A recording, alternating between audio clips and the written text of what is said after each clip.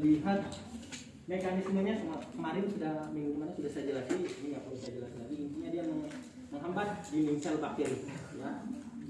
Kemudian ini digunakan untuk penyakit ini, ya. Ada otitis media. Intinya kalau golongan penisilin sama cephalosporin itu lebih banyak digunakan untuk ISPA, infeksi saluran pernapasan. Ada otitis, meningitis, dan segala macam. Ya, rinitis, ya, sinusitis, kemudian faringitis, dia digunakan untuk penyakit infeksi saluran pernapasan. Nah, ini ya digunakan untuk apa ya? Kemudian ini rutenya, dia ada diminum oral, ada di injeksi. Mekanismenya ini kemarin sudah saya jelaskan, ya. Kemudian cephalosporin digunakan ketika pemberian penisilin sudah nggak mampu lagi. Indikasinya sama, mekanismenya kerja sama, ya. Kapan diberikan cephalosporin? Ketika penisilin sudah nggak mempan lagi, baru diberikan si cephalosporin. Oke, nggak mempan cephalosporin, naikkan lebih tingkat lagi. Apa obatnya? Apa obatnya?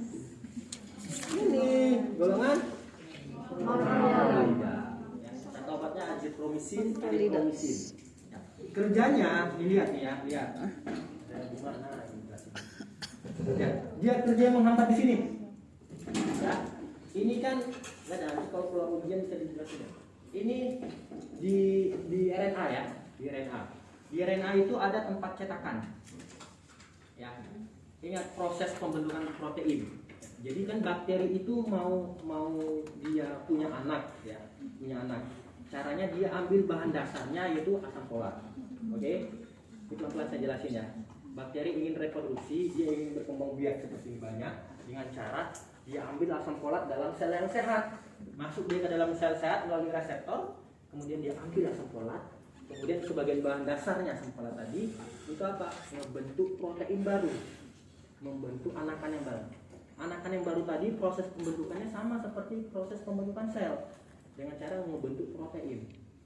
Ingat pembentukan protein yang waktu SMA dulu pelajarannya. Dari transkripsi, translasi sampai ke pembentukan protein. Transkripsi berada di inti, di mana rantaian DNA dibuka yang tadinya double helix jadi mono, ya. Dibuka kemudian dimasukkan dialirkan, ya, atau dibawa ke RNA melalui namanya tRNA, transport RNA. Jelas? Oke, saya pelan-pelan nih jelasinnya, ya. Kita kembali ke SMA dulu. Ketika mau membuat protein baru, maka akan muncul namanya proses transkripsi, translasi, dan pembuatan protein. Transkripsi berada di inti sel, di DNA. Berada di nukleus. Ya, transkripsi itu pembuka rantai DNA. Yang rantai DNA itu kan double helix, ya. Rantai DNA itu double helix dibuka jadi rantai yang single helix jadinya.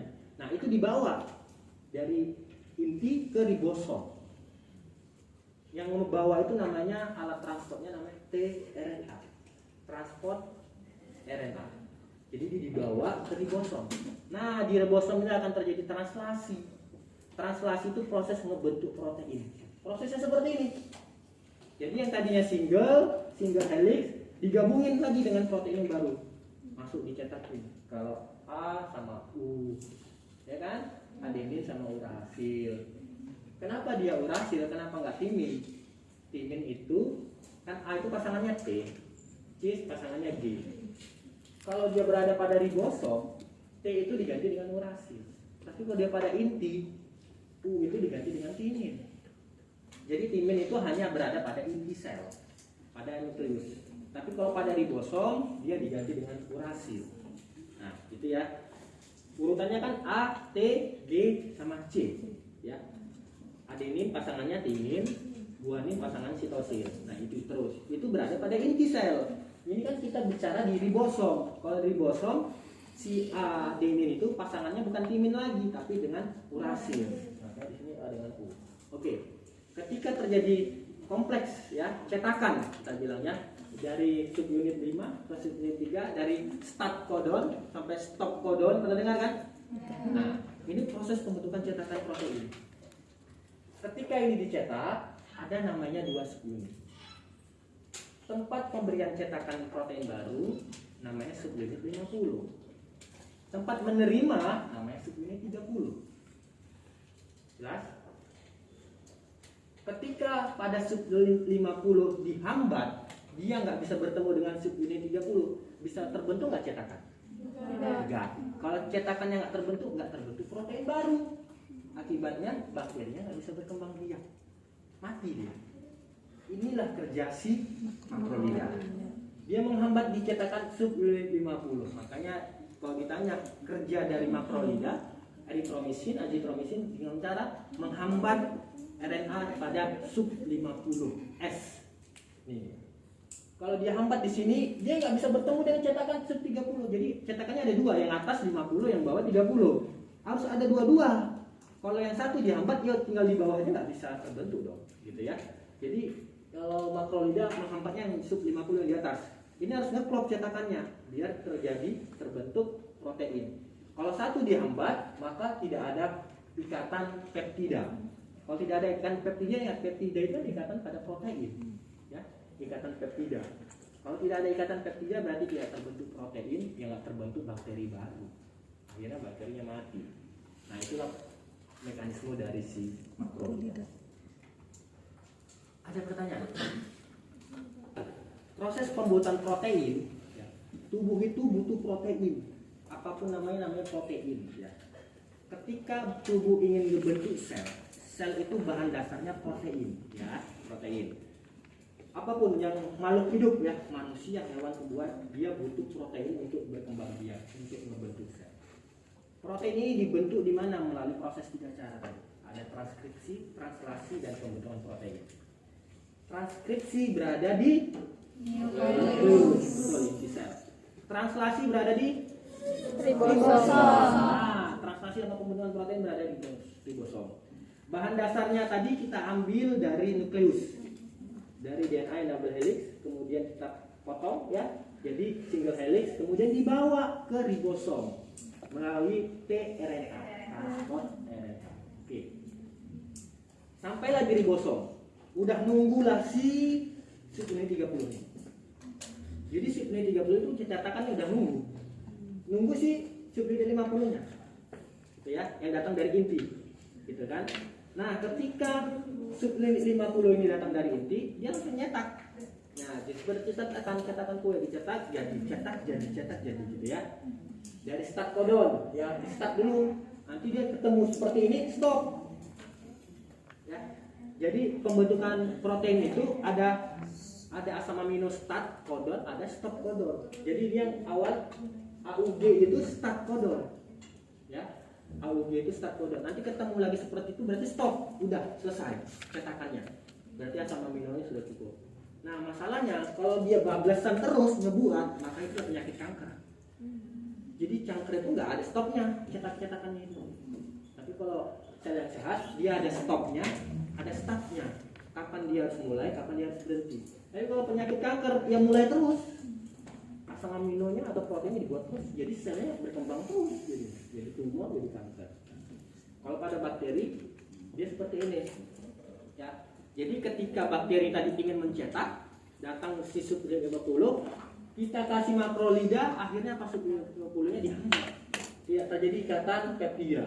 Kalau tidak terjadi ikatan peptida, ya nggak bisa jadi cetakan, ya nggak bisa membentuk protein baru bakteri. Terhambat. Jelas ya? Oke, ada pertanyaan? Nah, kloram pedikol ini juga dia berada kerjanya di subunit 50. Ya. Di subunit 50, kemudian indikasinya untuk ini ya, bisa dilihat. Untuk pneumonia yang parah pada anak-anak, ya. Untuk asma pneumonia yang parah, untuk abses otak, gitu ya. Kemudian yang paling kita sering lihat ini kloram pedikol gunakan untuk demam tipes, ya, tipes yang oral ya, demam tipoid. Kloram pedikol ya. Jadi kloram pedikol ini nggak boleh ke ibu hamil dan menyusui. Nanti bayinya bisa penyakit baby Gray syndrome. Bayinya bisa warna abu-abu.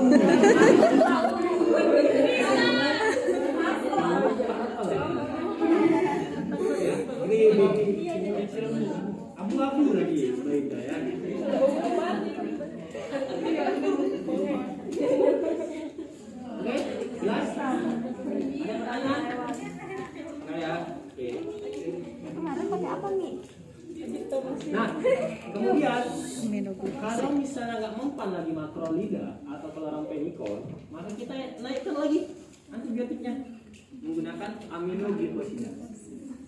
Kalau ini beda, kalau tadi kan 50, kalau ini di 30. Nah, di bawahnya. Kalau satu aja dihambat ya udah nggak jadi. Nah ini lebih kuat ya, lebih kuat antibiotiknya ya.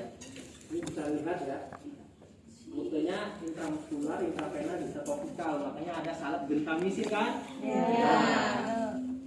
Obatnya gentamisin, ya, amikasin, anamisin, itu obat-obatnya ya.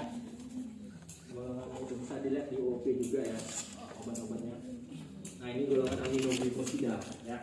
Jadi kerjanya di suhunya 30 nih, dari start codon sampai stop codon. Ya ini kan start, ya start, ini stop, gitu ya. Jadi dia harus di stop, jangan lanjut terus. Nanti jadi kanker. Tubuh kita itu ada startnya. Nanti kalau dia startnya AUG, nanti stopnya juga AUG. Ya, jadi harus ada ini unsur ini AUG juga. Iya, tapi ada unsur bisa dibalik. Yang penting ada ini AUG gitu. Ada AUGA, AUGAU, yang penting AUG. Ya. Lihat aja awalnya AUG, akhirnya juga AUG. Ya, mau dia UGA, mau GAU, yang penting ada AUG gitu ya. Sama. Jelas? Jadi startnya AUG, ya stopnya AUG juga. Kalau dia ketemu start AUG, kalau dia AUG berarti ada start. Nanti dia ketemu lagi seperti ini ada komponen AUG, ya ada stop. Ya. Jadi kalau yang aminoglikosida gimana kerjanya? Menghambat subunit 30S. Ya. Nah ini bisa untuk endokarditis ya, peradangan selaput jantung, ya. Kemudian sepsis, kemudian bisa untuk infeksi saluran kemih ISK, gentamisin. Oke, ada pertanyaan untuk aminoglikosida? Aminoglikosida itu nggak boleh sembarangan diberikan ya, nanti bisa terkena gagal ginjal ya, karena dia efeknya nephrotoksik ya, merusak ginjal ya, nephrotoksik.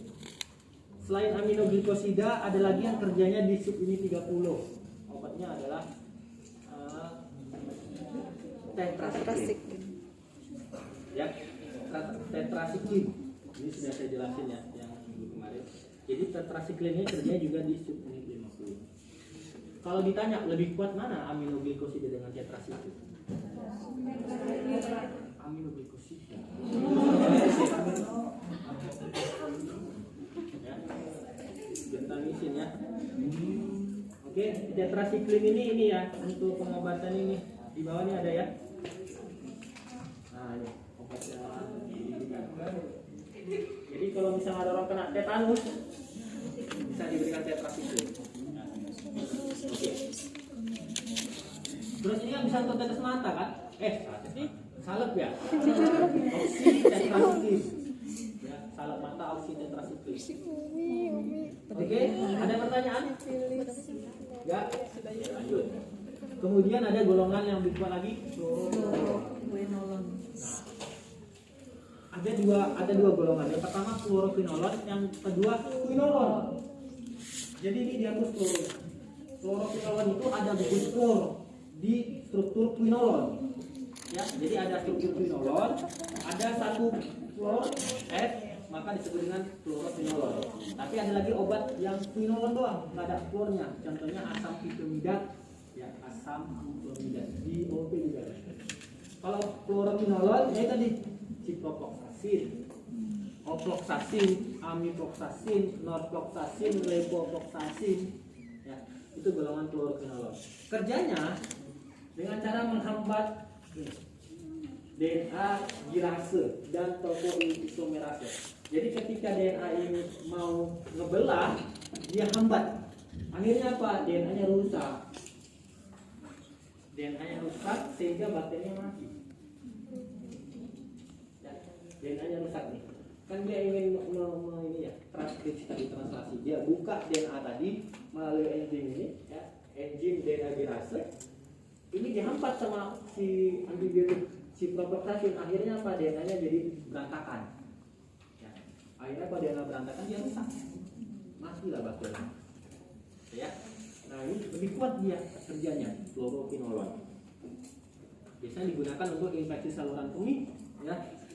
Kemudian infeksi gastrointestinal, bisa untuk tipes juga, ya.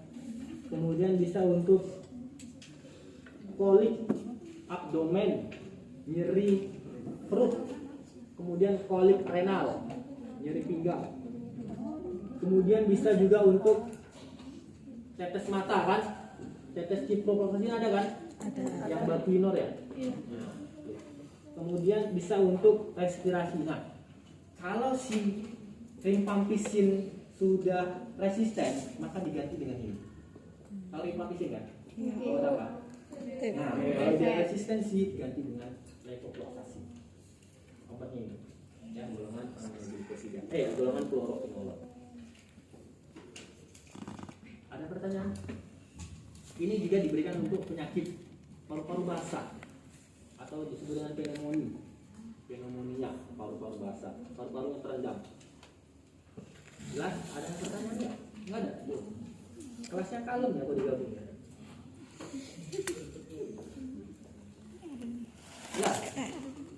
Membuat bakteri salah kaprah. Kalau yang diambilnya itu bukan si asam folat, tapi si sulfonomida. Ya. Jadi kan bakteri tadi dia untuk ngebelah buntunya apa? Asam folat. Struktur dari asam folat sama sulfonomida itu bentuknya sama. Akibatnya apa? Dikira bakteri itu asam folat, ternyata sulfonomida. Salah satu obat sulfonomida itu contohnya sulfamethoxazole atau gambarnya cotrimoxazole. Nah, dengar? Nah, ya. Jadi ini ya. Sulfamethoxazole ya, dia menggambar di sini. Sulfamethoxazole itu biasanya dikombinasi dengan trimethoprim. Makanya ada obat namanya cotrimoxazole. Satu lagi, ada lagi obatnya banyak ya, sulfonomida. Sulfadiazin ya, sulfadiazin, sulfanilamid. Nah, pokoknya depan-depannya sulfa berarti golongan sulfonomida. Jelas? Sulfonomida ini untuk ini akut dan simple urinaria tract infection atau disebut dengan ISK, infeksi saluran kemih. Kemudian akut otitis media atau orang sering sebutnya congekan. Ya, disebut dengan akut otitis media. Kemudian untuk bakteri Streptococcus pneumoniae ini yang menyebabkan pneumonia, paru-paru terendam, bisa juga digunakan ini. Kemudian diare. Nah, kayak cotrimoxazole itu biasa digunakan untuk orang diare, ya kan? Diare. Kemudian Shigella. Nah, kalau si diarenya disebabkan Shigella, diberikan sulfonomida nggak mempan, maka diganti obatnya dengan metronidazole. Ya, pernah dengar nggak? Metroplagil metronidazole. Karena apa? Metronidazole itu lebih kuat daripada si sulfonomida. Cara menandakan diarenya itu infeksi yang keluar air. Ingat ya, kalau kalian masih diare ada ampasnya berarti belum infeksi. Kalau diarenya air berarti infeksi. Udah jelas itu infeksi, apalagi ada darahnya.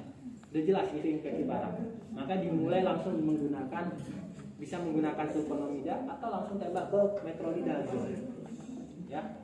Karena bisa aja itu penyebabnya amuba. Ya, amuba. Jadi bukan bakteri tapi amuba. Nah, itu amuba itu bisa dibunuh bukan dengan antibiotik, tapi dengan golongan amubabiasis ya, metronidazole. Ya. Atau dengan, kalau ada satu kasus ya, pasien saya, dia dikasih dokter ini nggak mempan, sulfonomida, terima saja nggak mempan, metronidazole juga nggak mempan, masih diare terus, gitu kan? Bingung, ini apa penyebabnya ini? Ternyata simpel penyebabnya.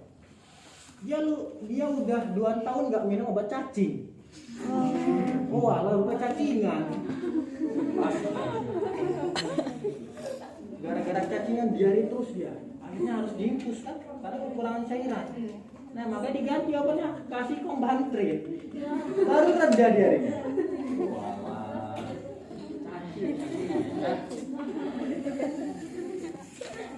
Ya. Makanya kalian jangan main tanah ya.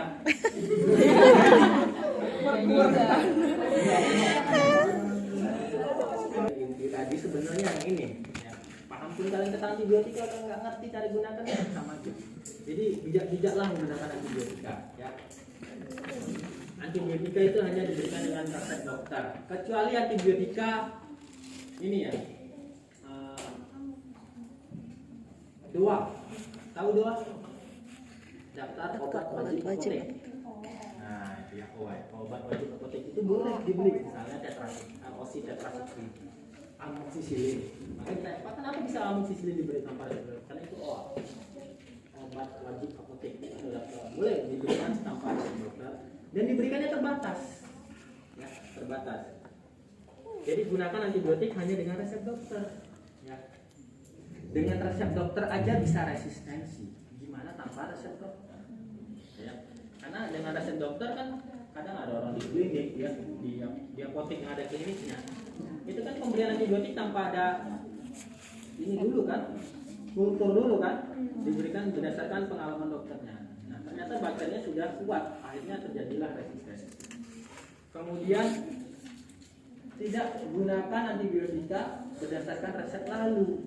Jadi misalnya kalian sakit nih, dikasih dokter antibiotika, sembuh. Sakit lagi yang sama, jangan gunakan antibiotika yang lama seperti itu. Nanti dia bisa resistensi. Kita nggak tahu sakit yang baru ini apakah karena bakteri yang lama atau bakteri yang baru. Ya. Kemudian ini yang penting ya, demam, batuk dan pilek tidak perlu antibiotika. Cukup istirahat dan makan. Nah itulah ya, saya nggak sebutkan bergizinya karena rata-rata anak kos semua ya.